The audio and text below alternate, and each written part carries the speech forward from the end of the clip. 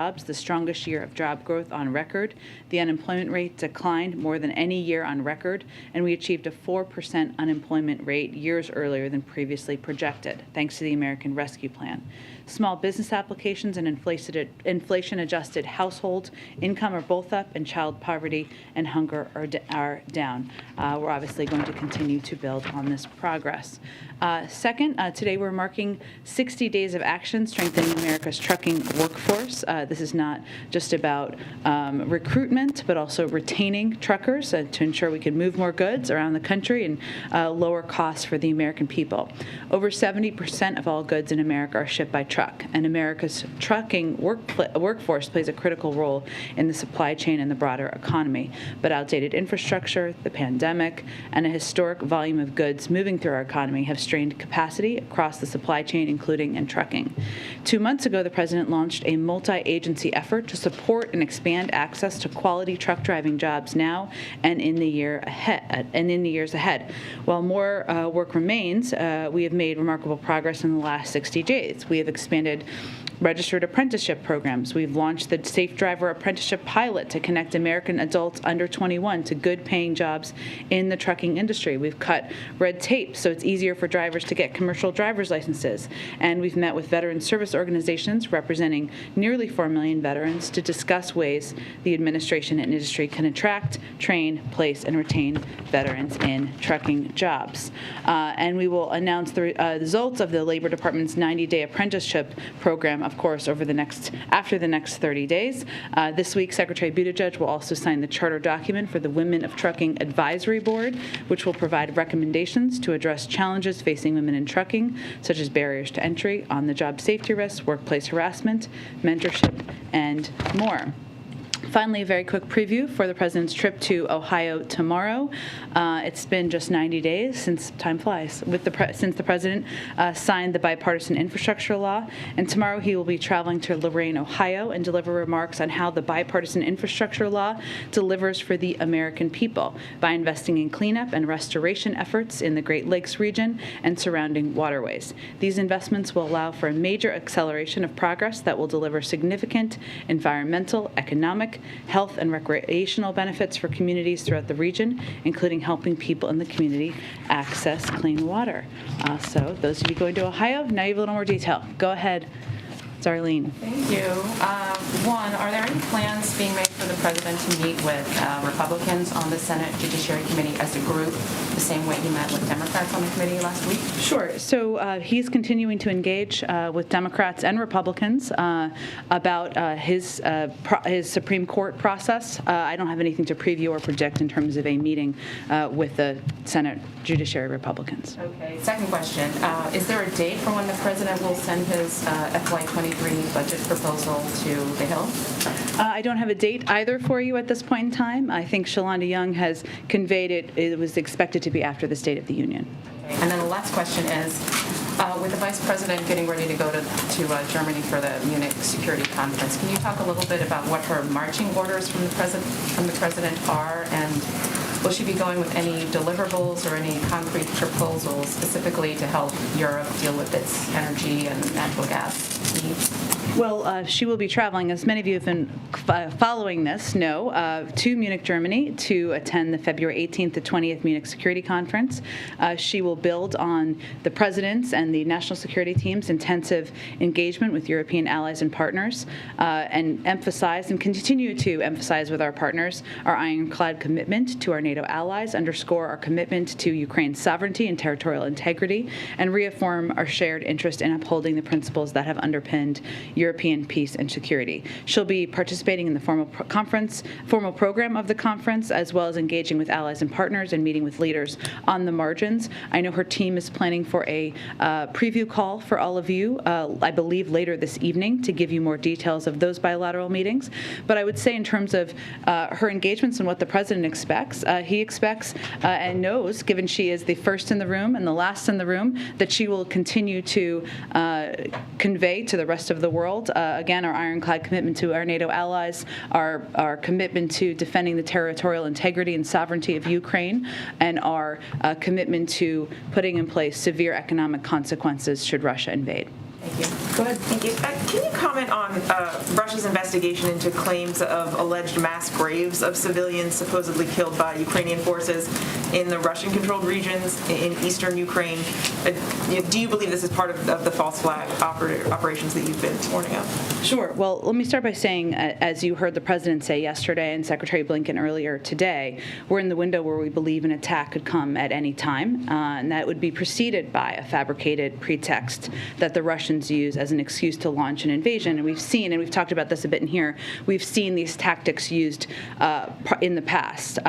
So those could include, but not be limited to, the report you just referenced, claims of provocation in Donbass, false state media reports, which I think everybody should keep their eyes open and aware of that potential, faked videos, false accusations about chemical weapons, or accounts of attacks on Russian shoulders that have not actually occurred. So there could be a range of false flags and pretexts that we would expect would precede an invasion, and again, we remain in that window.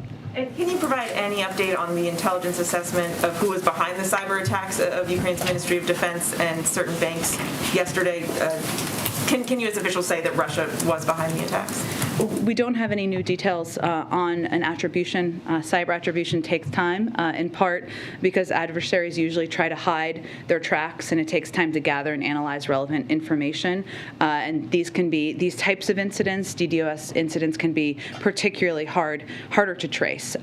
But we have also been in close touch with our Ukrainian counterparts to offer support in the investigation and response to these incidents. You may have seen the statement from Ukraine Ministry of Defense that the United States and other partners immediately reached out with support, and that some sites are coming back online. And I would note again, as I said yesterday, we've been warning for months, both publicly and privately in our engagements with the Ukrainians and the Europeans, that the potential for Russia to conduct cyber operations in Ukraine is part of their playbook as well. So we're particularly concerned, but we don't have anything new in terms of specific attribution. Jen?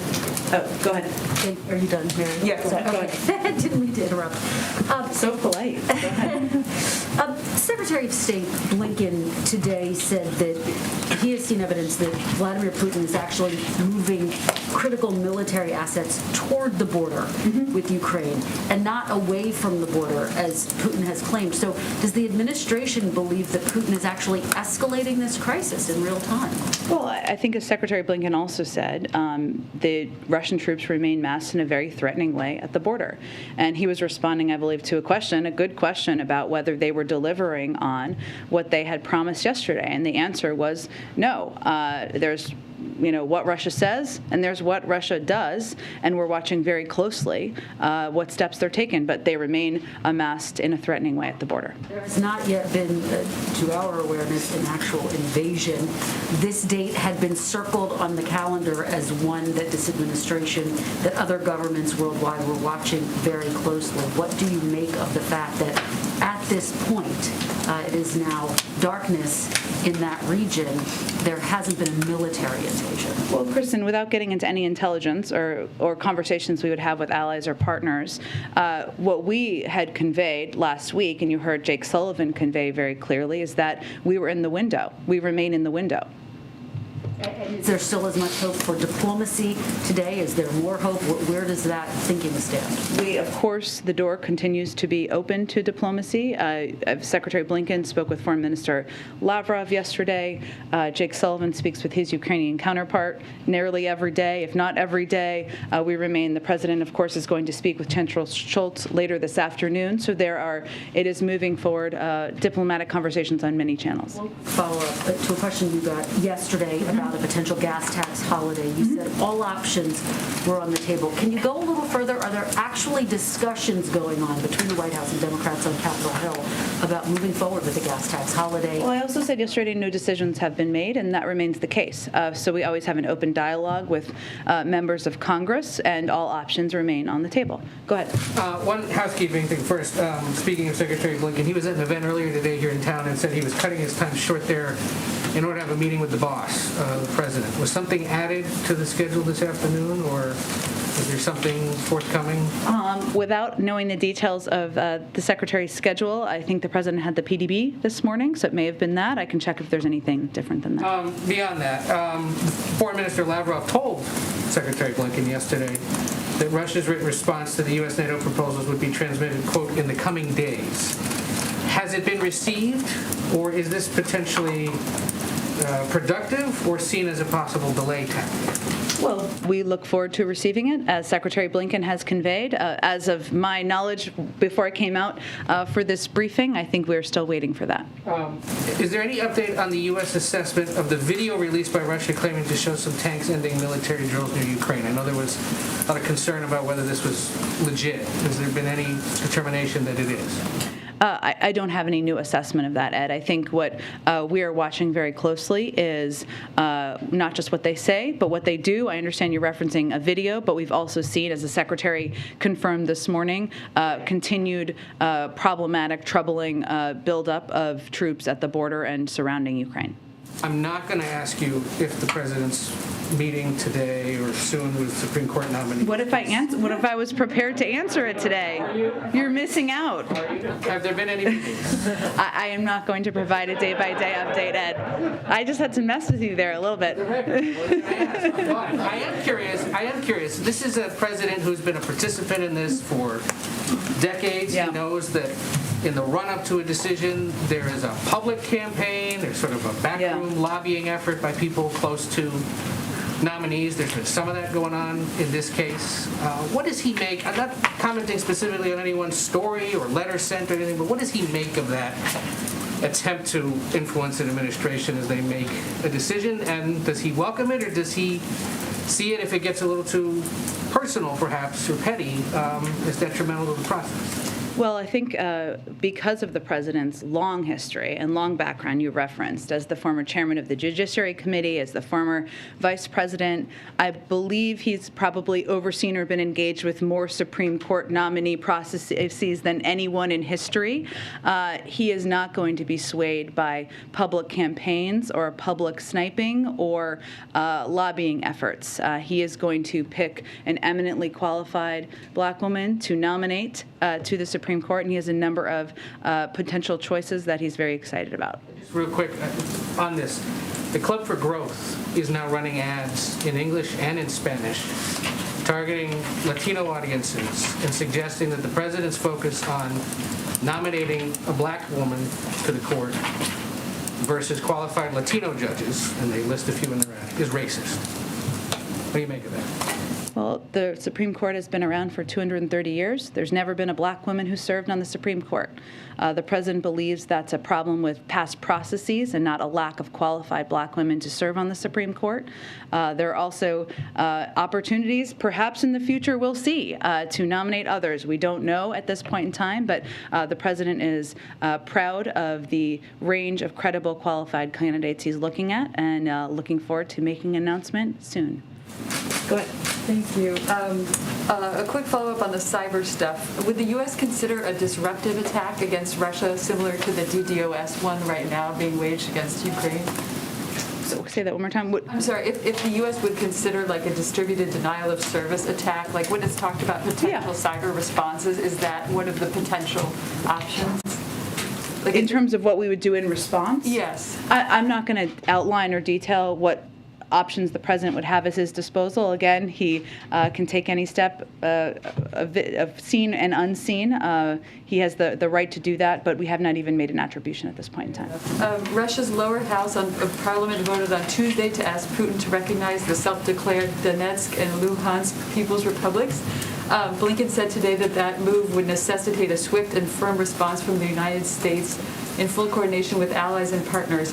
What might such a response look like? Sanctions, export controls, what kind of? There's a range of options we have at our disposal. I'm not going to outline those from here, but I would also just reiterate a couple of points that Secretary Blinken made in his statement, which includes the fact that the Kremlin's support of this amounts to the Russian government's wholesale rejection of its commitments, its own commitments, under the Minsk Agreement, which is certainly the reason to have such a strong reaction to it from the Secretary of State. And enactment further undermines Ukraine's sovereignty and territorial integrity, constituting a gross violation of international law.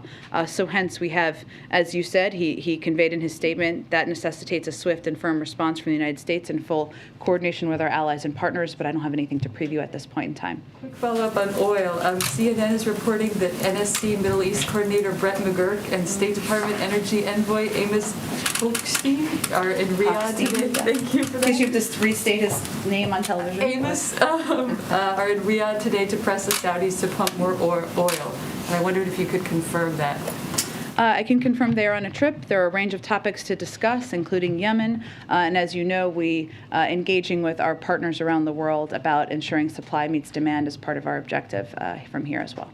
And that's one of the objectives of the meeting as well? I don't have more details on the meeting at this point in time. Go ahead. Thanks, Jen. The Secretary of State said today that they've not seen meaningful pullback by Russia when it comes to the forces that they put on Ukraine's border.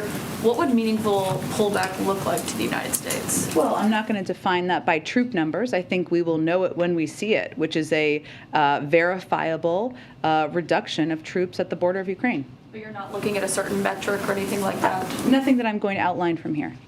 The president updated the number yesterday, changing it from about 130,000, we believed that Russia had amassed on the border, to closer to 150,000.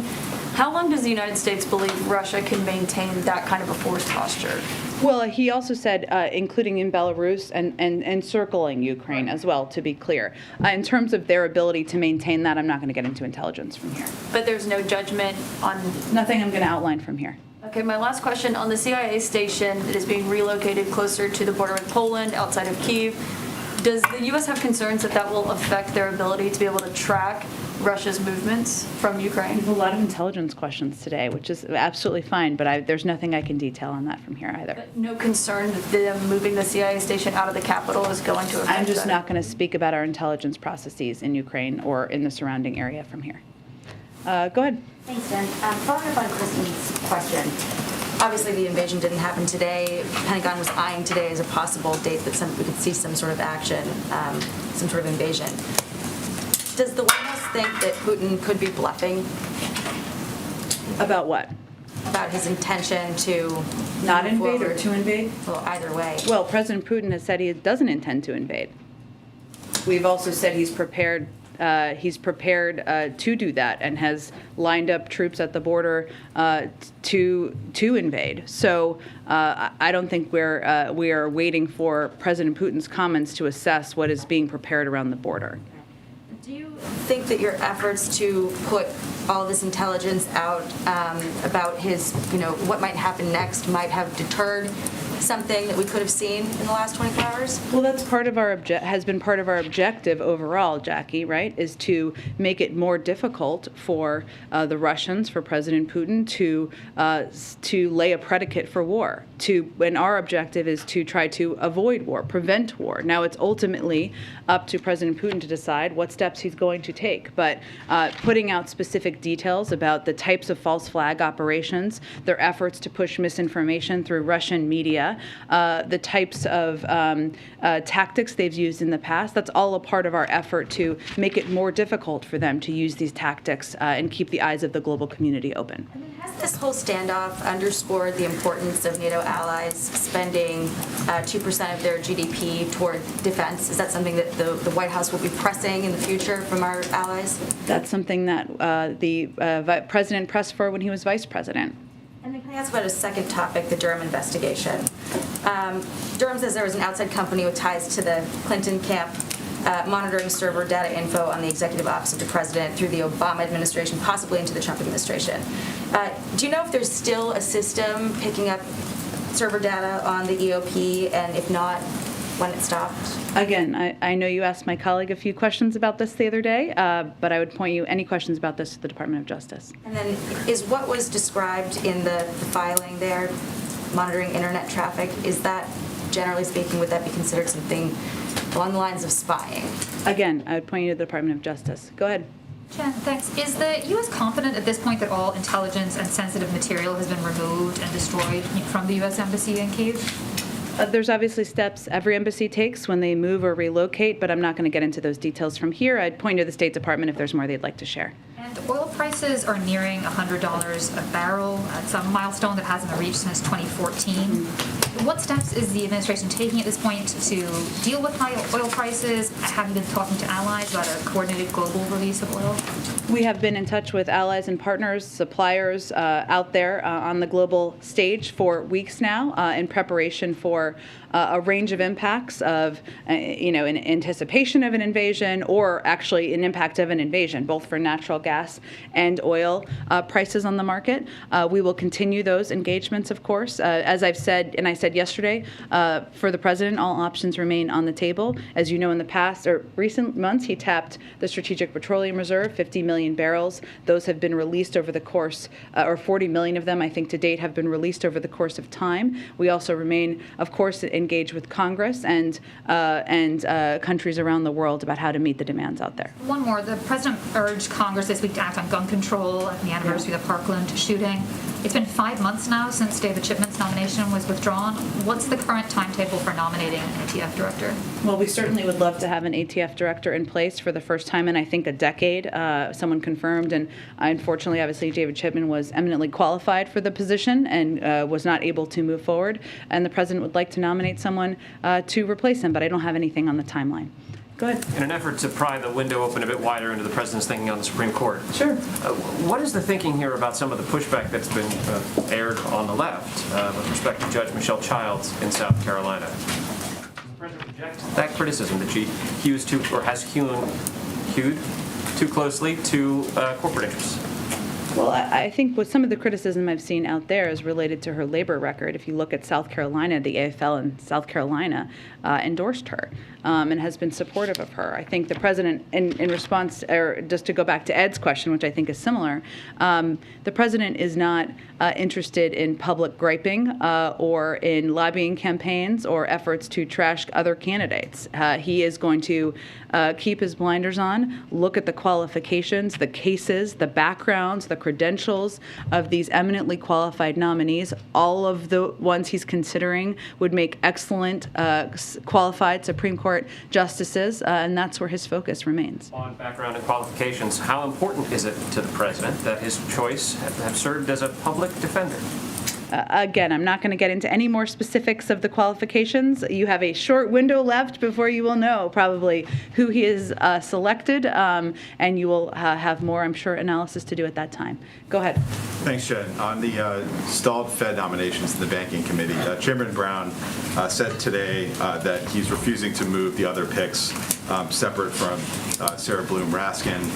He also said that he spoke to President Biden and that President Biden is standing by Senate Democrats on this. So is the White House backing that strategy of holding all the nominees up and essentially waiting for Republicans to show up at the Banking Committee to vote? Absolutely, and I was in the Oval Office when the president spoke with Senator Brown, so I can confirm, not that there was any doubt, that he conveyed exactly that to the senator, that he agrees that Republicans are AWOL on the fight against inflation. And at this pivotal moment in our economy, everyone understands we need a full Federal Reserve Board, the first one in nearly a decade to tackle inflation and bring prices down for American families. So no, we are not advocating for splitting the nominees. We support Chairman Brown's decision to keep all 5 on the Fed board, pushing them forward through the committee, and we believe Republicans need to do their jobs and show up to vote for these nominees. You've spoken about the urgency with inflation and other issues facing the Fed, but given that Republicans have shown no signs of bending and that the Senate is poised to go on recess by the end of the week, I mean, how likely or unlikely is it that we're going to see a vote before the end of the month on these nominees? Well, I would point you to Chairman Brown for that. He is very committed, and I'm sure, and I think as you've seen him publicly, can be quite a bulldog when he wants to get something done. So we support his efforts to get these 5 nominees forward. There's a couple days left, and all we're asking is for Republicans to show up and do their job. They can vote against people, but not showing up is not delivering on the commitment you made to the American people when they elected you. Lastly, on that issue, Senator Toomey was at an event where he said he believed the Fed was basically able to perform at full strength even without the confirmed nominees. Your reaction to that? I think there's no question that having a full federal board fighting inflation at a time where that is the stated number one concern of many Republicans, many Democrats, and many in the American public would be the ideal scenario here. Go ahead. You said a couple times just now that the president's not going to be swayed by lobbying efforts, but I'm wondering if that's the case, what does he make of Congressman Clyburn's pretty aggressive push for one specific judge, Judge Childs? Does that count as lobbying? Is the president listening to that? This is obviously someone he has in high esteem and is close with. Of course he does.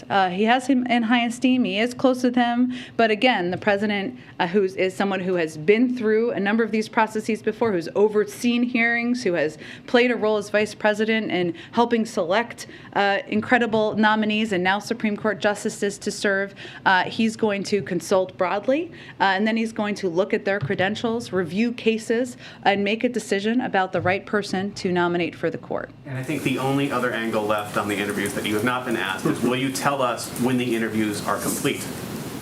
Unlikely. I will tell you, the president will tell you when there's a nominee. The good news is March 1st is around the corner. So, we remain on track and you don't have too much longer to wait. Go ahead.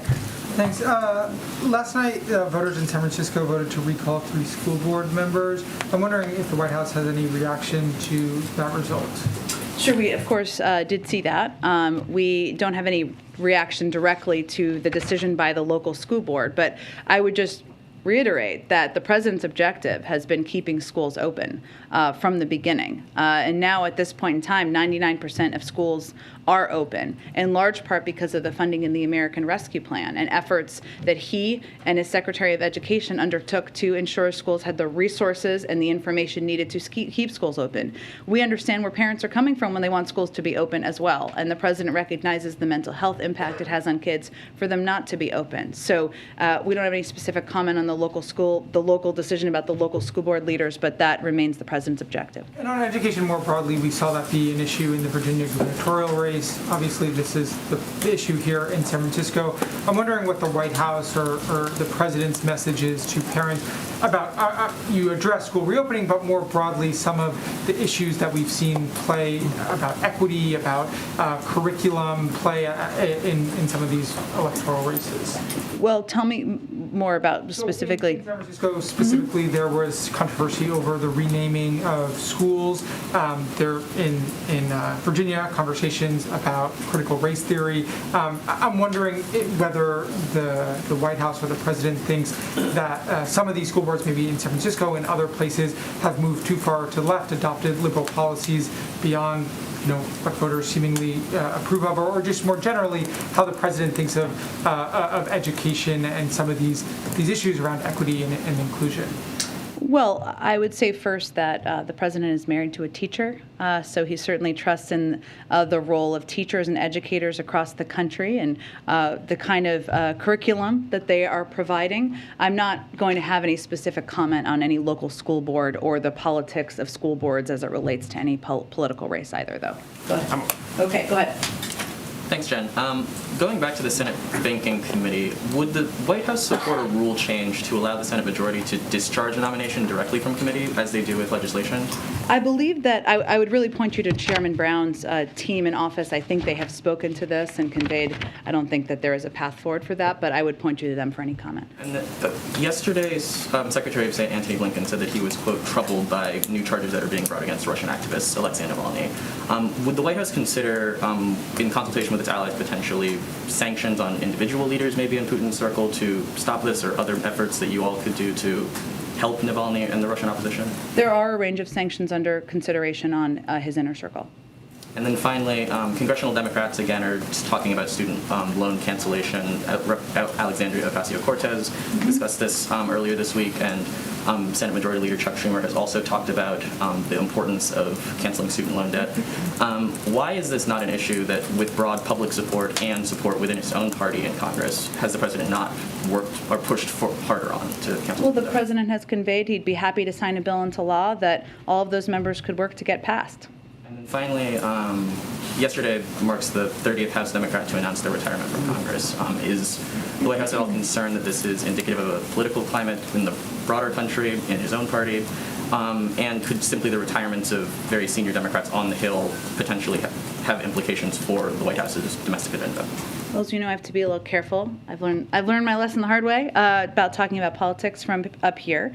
There are a range of retirements every cycle for a variety of reasons. And what we're focused on is working with members to deliver for the American people. And we expect that anyone who's going to be out there answering questions to people who may vote for them in the future, that they will hopefully talk about the work they've done with the president to create the greatest 12 months of job creation in our nation's history, the largest drop in unemployment rate on record, the largest reduction in childhood poverty ever, the strongest economic growth this country has seen in nearly 40 years. So there's a lot we're going to be focused on. The president himself has conveyed he's looking forward to being out there when it's time for a political season. But beyond that, I'm a little limited in what I can convey from here. Go ahead. I actually do have something. Okay. One thing. Go ahead.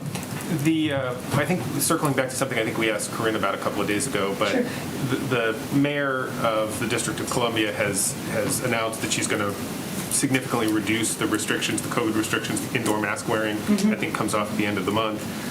The requirement to show proof of vaccination has ended, I think, as of yesterday.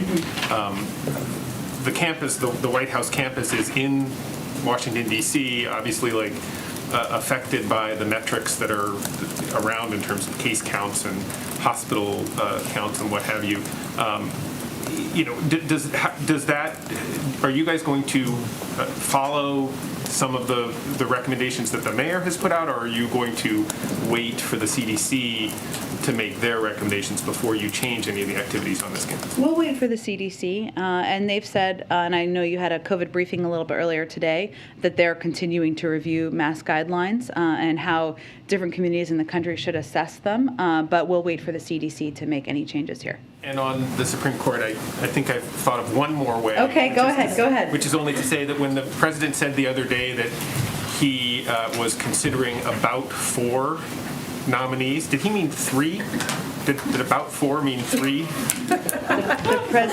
The president meant about 4, and I don't have anything further to add to that. Go ahead. I'm sorry, I actually do have another way to get at that. Go ahead. With the president traveling tomorrow, could you rule out that the announcement would come this week, and would you flesh out more details on what you expect the announcement to look like? Sometimes we've seen them take place in prime time with events in the East Room. Is that what the president's looking at for his announcement? We don't have any details on that to preview at this point in time. I had to try. I appreciate it. Go ahead. And on the state of California, a couple of California-themed questions for you. So the EPA is finalizing a rule that would give California a waiver and the authority to set its own emissions standards. Why does the administration think it's important for California to have the ability to set its own emissions standards? This is a great question. I know I have something on this, but I don't have it in front of me, so let me get to you after the briefing. Absolutely, and to follow up on that, though, even with the waiver, California is expected largely to stick to the Biden administration standards, but the president has indicated in the past that he does look to California on these issues. So if California were to institute stricter standards, say on either heavy-duty vehicles, for instance, would that be something that the administration would seriously consider mirroring? It's a good question, but I don't have anything to predict or preview on that front. Obviously, the president's objective remains lowering emissions in the country and reaching his ambitious climate goals that he's set. But in terms of what future steps look like, I don't have anything to predict at this point. Last one on California, but not on emissions. Okay. President Biden has been supportive of Governor Gavin Newsom in many instances. Does he support Governor Newsom's decisions to drop the universal mask mandate in California, even as masks continue to be required in California schools?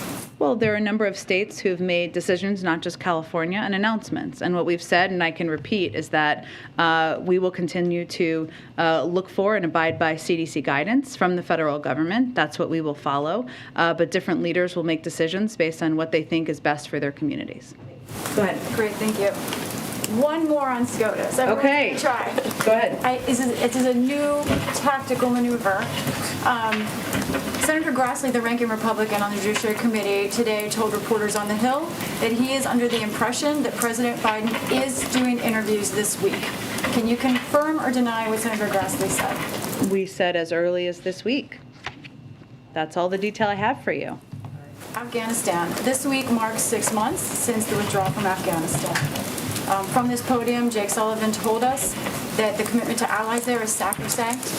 The administration committed to doing everything it could to get our allies out, but tens of thousands of allies, hundreds of thousands if you include families, including SIV, people in the pipeline are still there and struggling. What exactly is the administration doing to get them out? Because on the ground and from Congress, my sources say they think you're doing nothing. Well, I would say that we have successfully helped, I can get you the specific number, but I believe it's hundreds, depart from Afghanistan. Partners, allies, people who have stood by our side since we withdrew from Afghanistan at the end of August. We've worked in partnership with allies and partners in the region, including the Qataris, where we have our diplomatic presence. We are the largest contributor of humanitarian assistance of any country in the world, which we continue to provide through proven third-party aid organizations as well. And flights just resumed, I think a couple of weeks ago, through Qatari Airways, and that will also play a role in helping. But we remain committed to working with our partners in the region and to helping those who want to leave Afghanistan who have been serving by our side for 20 years to help do that. Could you help me? I can follow up, get numbers on women in particular. I would point you to the State Department, and they would have any details on specific numbers. Go ahead. Thank you, Jen. The British Prime Minister said that Russia is sending mixed signals or messages. They said they're open for diplomacy and they keep on building the military backup on the border. Does the White House believe actually that the Russians are using deceitful tactics? And can you update us on the talks in Vienna or Iran talks? Do you think that we're closer to getting a deal? You yourself said that February is a vital month. This is crunch time. So on the first question, as Secretary Blinken said this morning, there is what Russia says, and then there's what Russia does. And we certainly believe that they will continue to use false flag operations, efforts to deceive, lay a predicate for war, which is why we have been putting out as much information as we can on that front so that the world is aware and knows what to look for and watch for. And we do that, of course, in partnership with our allies around the world. As it relates to Iran, I believe they're still in the 8th round of negotiations. Of course, as we've said in the past, we would certainly support efforts or the opportunity to have direct engagement with the Iranians. We've said that our focus remains on a deal that addresses the core concerns of all sides. And if it's not reached in the coming weeks, as we've said before, but this remains the case, Iran's ongoing nuclear advances will make it impossible for us to return to the JCPOA. So bottom line is, under the JCPOA, Iran's program was tightly constrained and monitored by international inspectors. Since the previous administration ceased U.S. participation, Iran has rapidly accelerated and reduced cooperation, and that is hence why we are where we are. But they are continuing to engage. Of my last update on this, but again, I'd reiterate that the president asked his team to put together a range of options in the event those need to be considered. Go ahead. Yeah, thanks. Jen, so on Monday was the 1-year anniversary of the Phase 1 trade deal with China going into effect. Written into that deal is very specific enforcement language. So when does the administration trigger that language against China because they haven't lived up to that agreement? Well, so the Phase 1 trade agreement that the president, I think that's not exactly accurate as my understanding of what the status of this is at this point, or what anything that's triggered or not triggered. It's not an automatic trigger, but there is specific language in there as to what the enforcement is. Well, so first, when he was running for president, the president made clear that the Phase 1 deal did not address the core problems with China's state-led economy and harmful economic practices. USTR, since that period of time, has been making a concerted effort to see if China will show serious intent to make good on their purchase commitments. But the fact that they have not met those illustrates the limitations of the framework we inherited. They're still in discussions about them. So I don't have kind of an update on that. I would leave that to Catherine Tai, Ambassador. Is there a sense of urgency now that China and Russia are moving closer together? Well, that has been the case for some time now. It also does not change the fact that if Russia were to invade, the size and seriousness of the economic consequences and package, that's not something that China would have the ability to fill in the gaps on. Thanks, Jen. Okay. Oh yes, I got to go. Really, you want to do the last one? Thank you, Dan. Climate change, a complete change of topic.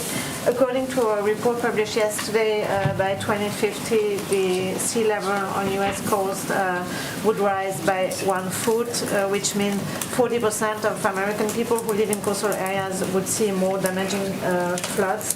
What is the administration doing about it, and does the president feel he's doing enough to fight climate change? Well, you've heard the president say time and time again, and especially when he goes and visits communities that have been impacted by major weather events. 1 in 3 Americans live in a county hit by a weather disaster this past year, which is a pretty startling statistic. And last year, extreme weather cost America $99 billion.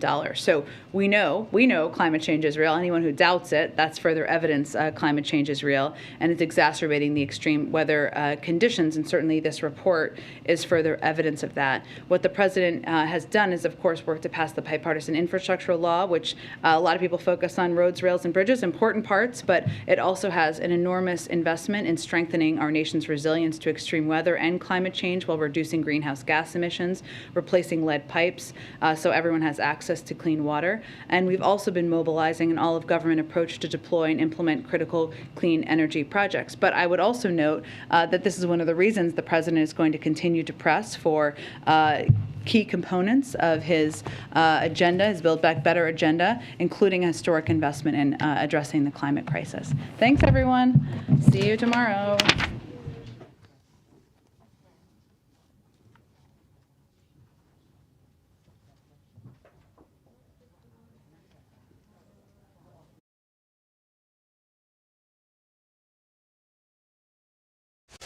An original CBS Reports documentary.